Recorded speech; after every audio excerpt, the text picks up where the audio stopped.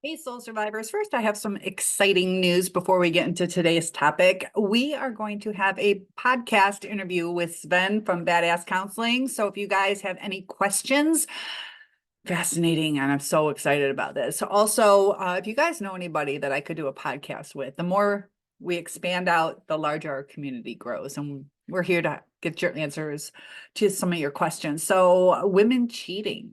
And that's kind of what Sven is going to talk to us about, how it's on the upscale. Men a lot of times will cheat for physical reasons, but females more apt for fulfilling emotional intimacy. So with everything that's been going on with the pandemic and women in the workforce, taking on basically two roles, the old-fashioned woman taking care of the house and then working. There's also a lot of single women out there, and sometimes we don't have the time for that interactions that we crave as humans, that true connection. So there's also the kind of like the hookup culture where it's quick, you get that dopamine hit, and then after a dopamine hit, it kind of goes into like a depressed sort of state where you got your hit, what comes up must come down. So there's a lot of intermittency in connections, and it's not the feel good. It's like the hits instead of the consistency. So if you guys can relate to this, when things are consistent, they might not be as thrilling, but they're comfortable and they're calming. And we're living in a more anxious society. So women are able to meet people in the workplace. There's also temptation, depends on how strong that person is. And, with Instagram, instant gratification on what you look like, you get your ego stroke, different things like that. And it starts shifting people in the way that they look at things. So a weaker person will fall prey to these things. They will become addicted to the attention that they're getting from others, or even societal's moral changes where it's not as confined. There's a lot of open marriages, threesomes, one-night stands, and it can go for both men and women. But as far as the shift that is going, there's this whole shift going on with masculine and feminine. And that's where I feel the issue is coming from. And there's differences in needs to where there are differences between men and women. There's also different hormones levels and people experiences that lead to things, but women use so many more words than men. There's a reason for that.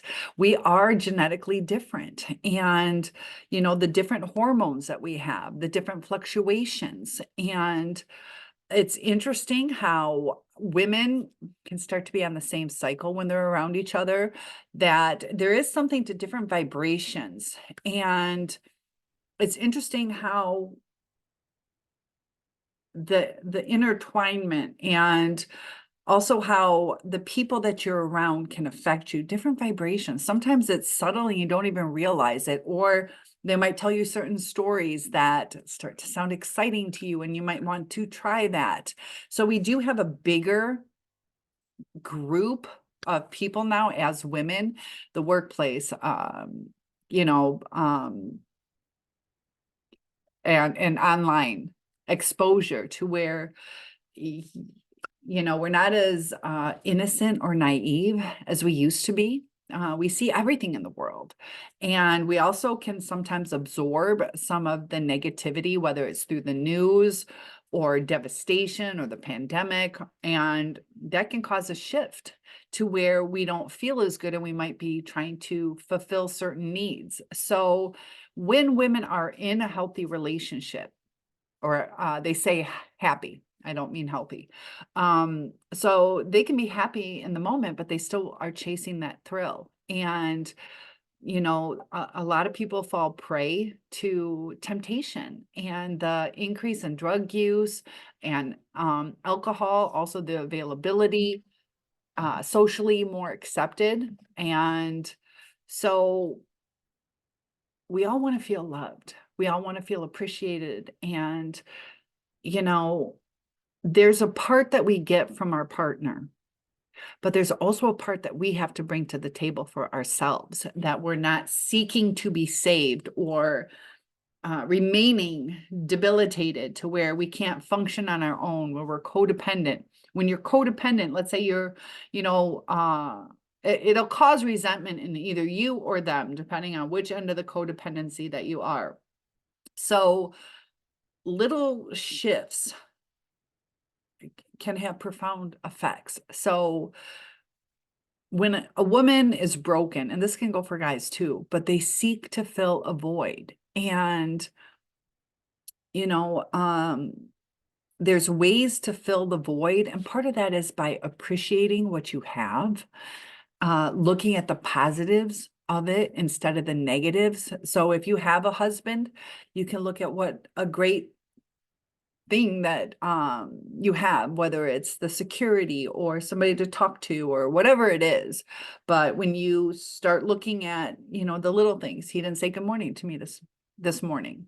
And you fester that leads to resentment if you don't talk about it. Also with a narcissist, there are female narcissists, and it's interesting to see the shift on how women are becoming more narcissistic. Part of it is survival. Narcissism is a survival technique that is learned behavior.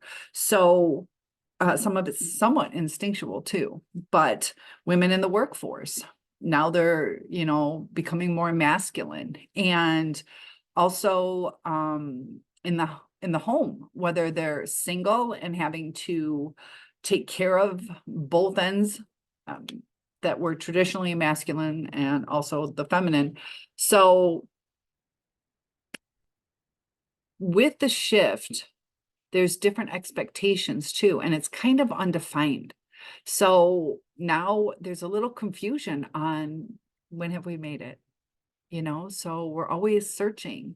We tell our little girls they can be anything that they want to be. And, sometimes it puts pressure on the females to be a certain way. And sometimes, if you're soft-spoken, you can't get a certain CEO job unless you change who you are and become more demanding and things like this. And there's a shift. And with the increase of social media and online dating apps, also the way people can hide things through their phone. So it's a temptation that has increased.